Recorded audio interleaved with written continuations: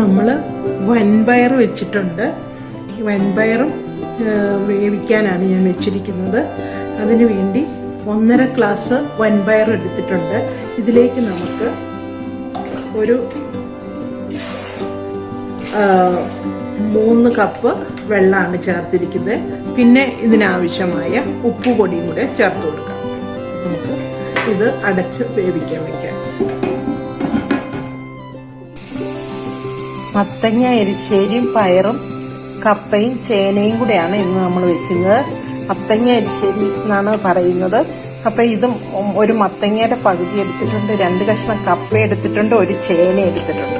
ഇത്രയും സാധനങ്ങൾ ചേർത്ത് നമുക്ക് എങ്ങനെ എരിശ്ശേരി ഉണ്ടാക്കാമെന്ന് നോക്കാം. അപ്പം ഇത് ഞാനൊന്ന് ക്ലീൻ ആക്കി കൊണ്ടുവരാം.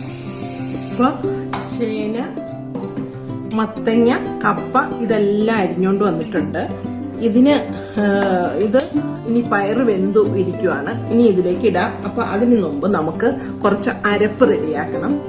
1 മുറി തേങ്ങ, ഒരു 5 വെളുത്തുള്ളി. ഈ വെളുത്തുള്ളി നമുക്ക് ഗ്യാസൊക്കെ വരാതിരിക്കാൻ വേണ്ടിയാണ് വെളുത്തുള്ളി. ഒരു 1/2 ടീസ്പൂൺ മഞ്ഞൾപ്പൊടി, 1/2 ടീസ്പൂൺ ജീരകം, ഒരു 10-15 ചുമന്നുള്ളി, ഒരു 8 പച്ചമുളക്. ഇത്രയും സാധനങ്ങൾ പതുക്കെ ഒന്ന് ഒതുക്കിക്കൊണ്ടുവരാം. അപ്പൊ നമുക്ക് പയറ് വെന്ത് നോക്കാം. ഇത് നന്നായിട്ട് ഉടയണം. ഇത് നന്നായിട്ട് ഉടഞ്ഞിട്ടുണ്ട്. ഇനി നമുക്ക് ഇതിലേക്ക് ഞാൻ ഒതുക്കി വെച്ച അരപ്പിടുവാണ്. ഇതെന്തൊക്കെയാണെന്നറിയാലോ? തേങ്ങ, പച്ചമുളക്, 1 കപ്പ് തേങ്ങ, 8 പച്ചമുളക്, 15 ചുമന്നുള്ളി, 5 വെളുത്തുള്ളി, 5 അല്ലി വെളുത്തുള്ളി, ജീരകം, മഞ്ഞപ്പൊടി. ഇത്രയും സാധനങ്ങൾ ചേർത്ത് ഒതുക്കിയതാണിത്. ഇതിന്റെ പുറത്തേക്ക് ഈ കപ്പയും ചേനയും മത്തങ്ങയും ഇട്ട് കൊടുക്കാം.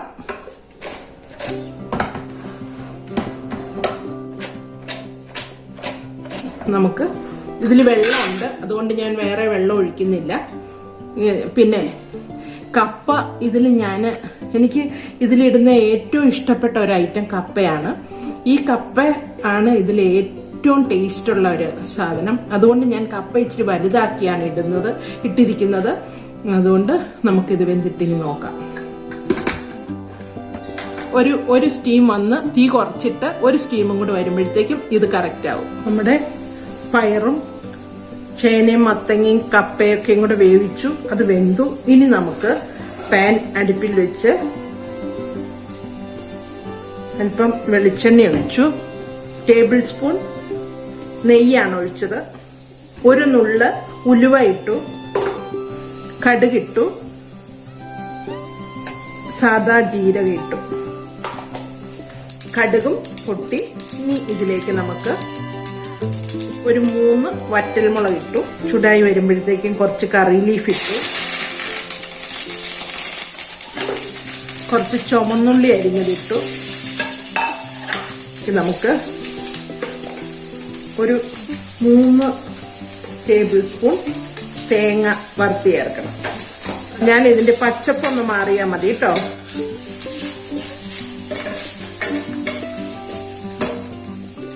അര ടീസ്പൂൺ മഞ്ഞൾപ്പൊടി ഇട്ടു. 1 ടീസ്പൂൺ മുളക് പൊടിയായിട്ട് കൊടുക്കുന്നത്. മുളക് പൊടിയുടെ ഒരു പച്ചക്കുത്ത് മാറണം, എന്നാ ഭംഗിയൊന്നും പോകരുത്. തീ നമുക്ക് ഓഫ് ചെയ്യാം. എന്നിട്ട് ഈ ചൂടി കിടന്ന് ആയിക്കോളും. ഇതൊക്കെ കറക്റ്റ് ആയിരുന്നു.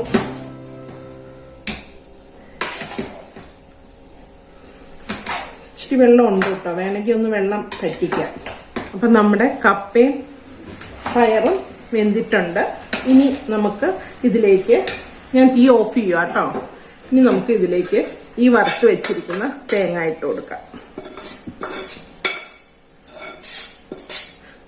കുറച്ച് എണ്ണയ്ക്ക് വെച്ചിട്ടുണ്ട് നമുക്ക് ഡെക്കറേറ്റ് ചെയ്യാൻ വേണ്ടി. നമുക്ക് ഇങ്ങനെ ഇളക്കി കപ്പയും പയറും റെഡി ആയിട്ടുണ്ട്. നമുക്കിനി ഇതൊരു സെർവിങ് പ്ലേറ്റിലേക്ക് മാറ്റാം. അപ്പം ഈ കപ്പ എരിശ്ശേരി, കപ്പയും മത്തങ്ങയും പയറും എല്ലാം കൂടെ കൂടിയ എരിശ്ശേരി റെഡിയായിട്ടുണ്ട്. ഇത് നിങ്ങൾക്ക് എല്ലാവർക്കും ഇഷ്ടമായെന്ന് ഞാൻ വിശ്വസിക്കുന്നു. നിങ്ങൾ എല്ലാവരും ഉണ്ടാക്കി നോക്കിയിട്ട് നിങ്ങളുടെ അഭിപ്രായങ്ങൾ നിർദ്ദേശിച്ച് അടുത്തൊരു പുതിയ വീഡിയോയുമായി വരുന്നതുവരെ നിങ്ങൾ എല്ലാവരും ചേനയും പയറും കപ്പയും ചേർത്തുള്ള